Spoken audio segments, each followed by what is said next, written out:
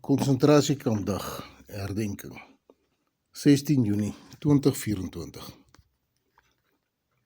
124 jaar na uitvaardiging van generaal Lord Roberts se proklamasie 5 vir die afbrand van boerplase en gevangensetting van nie-vegtenis, ook vrou en kinders gemagtig het in vlugtelingkampe, later herdoop as konsentrasiekampe. Maar in der waarheid was dit moordkampe. Sit die boervolk steeds met die rekening van daardie volksmoord. Hedendagse skattings begin dui op soveel as selfs 42.000 vroue en kinders gedood.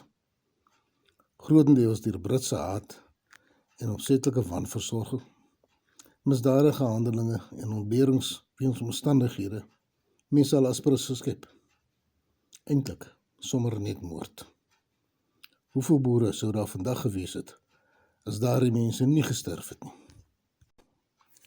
Moderne, meestal wit Suid-Afrikaners het veel te kla oor die verliese wat al gelei het tydens die Grensoorlog 1966 tot 92 in Suidwes. Tog was daardie verliese, tragies soos dit was, slegs 'n absolute breekdeel van die verliese wat die boere gelei het. En die maatskaplike, kulturele en ekonomiese verliese was onberekenbaar.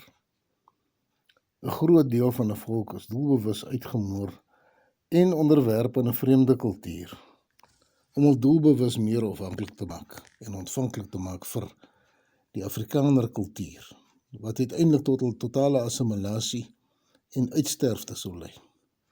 Met hul erfenis, hul kultuur, geskiedenis, hul volkswese, totaal geabsorbeer in die Kaapse Afrikaner of kolonialerse.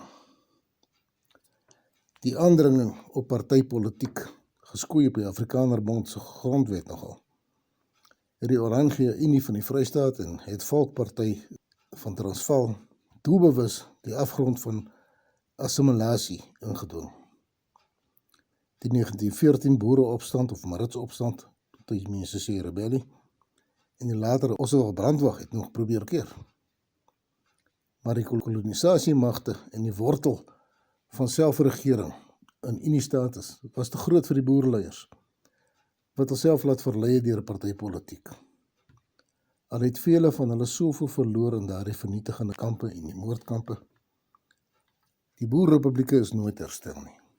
Ook nie deur verwoed na 1961 se Republiek van Suid-Afrika skepping nie. Swart en gekleurde volke het weer hulle eie lande verkry, maar die boerrepublieke is vandag nog onder die hiel van die onderdrukker. Wat het dit te doen met die konsentrasiekampe? Waarvoor het daardie gevange vroue en kinders gelei sonder om in te gee? Waarom het hulle die Engelse en die joiners en verraaiers en handskakies se marteldade so moedig deurstaan? Hulle het geloof in hulle manne, in hulle God. Die gees van Bloedrivier was in ieder een teenwoordig. Hulle sou trou bly aan hulle volk, hulle land, hulle God. Sonder enige party-ideologie, sonder praatjies van heersers om aan gehoorsaam te wees, of goddelike regte en onderdanigheid. Hulle was soewerein, vry, selfs in gevangenskap. Tydens die gemelde Grensoorlog het ons dapper manne gehad, wat telkens die hoogste offer gebring het. Maar dit was 'n offer om die nasionale partye van Suidwes-Afrika en Suid-Afrika, deur die Broederbond beheer natuurlik, te beskerm, eerder as die soewereiniteit van Suid-Afrika. Natuurlik is dit anders voorgedoen, maar die waarheid kan tog nie vir ewig verberg bly nie. Elke man wat browns gedra het vir die NP beklei, of hy dit wil weet of nie.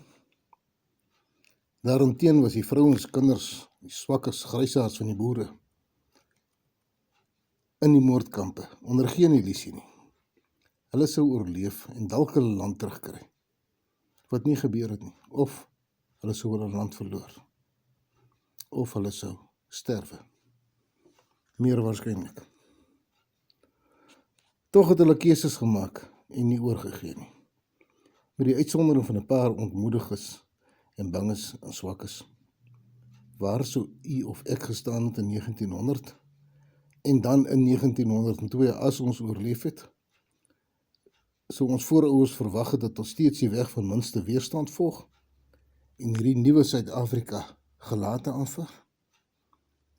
Of sou hulle wat soveel opgeoffer het verwag dat ons lendene omgord, ons rug styf maak en die stryd op alle terreine aansit vir ons gelofteland?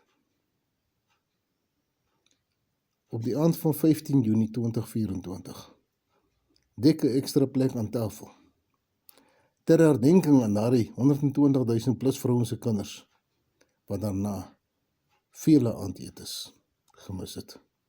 Indien nie almal nie.